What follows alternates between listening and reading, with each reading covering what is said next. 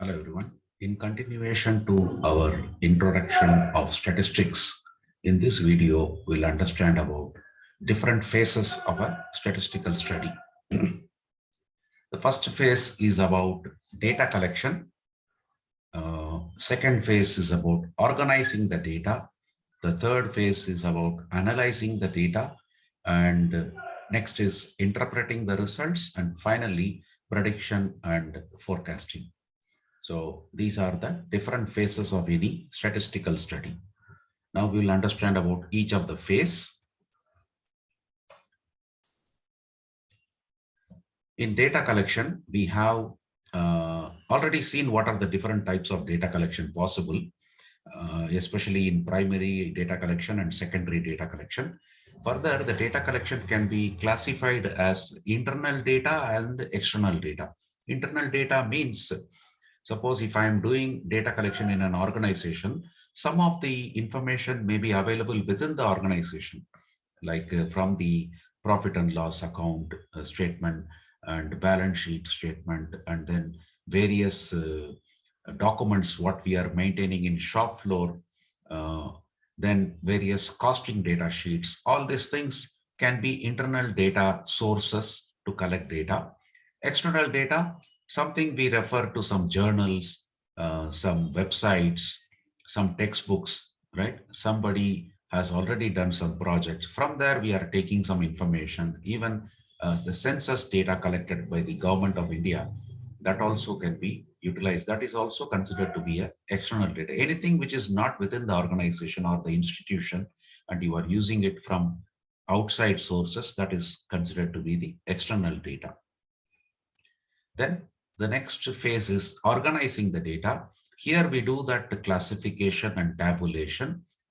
Classification means based on certain characteristics, how do I classify the data? For example, if we have raw data of marks of students in a class, then we can classify based on the scores. For example, 0 to 10, I can keep it as one group, then 10 to 20 as another group, 20 to 30 as third group, like that. Then tabulation. After you classify it, can we further make more meaningful tables so that comparisons are possible?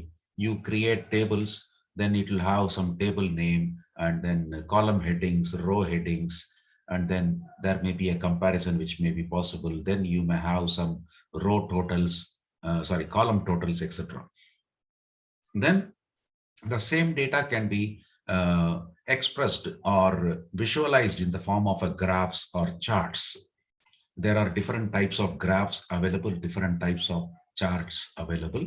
Those are all coming under your organizing the data, which can be visually easily understood, graphs and charts. Analyzing the data, here we bring in all the statistical tools, right? What are all the different statistical tools available for analyzing the data? Mainly whatever we'll be studying in subsequently, which are your measures of central tendency, measures of dispersion. And then here itself it is addressed about correlation, regression, right? Further hypothesis testing, then confidence intervals or confidence levels. These are some of the tools which are available to do analysis of the data. Then finally, we come out with the interpreting the results. Based on the analysis, what type of conclusion we are going to take about the data and the results of the analysis. And based on the conclusion, what type of decisions are we going to take? Those things can be done. And some of the prediction and forecasting which can be possible after our after our interpretation is demand forecasting may be possible based on the past data. What will be the future demand? We can able to forecast it. Similarly, not only demand, even currency rates, then the inventory levels. All these are based on the past data. How can we do a future forecasting and predicting the values, right? These are all the different phases in a statistical study. In case if you find the contents of this video to be useful to you, I request you to please like it, share it with your friends, and also subscribe to my channel. Thank you.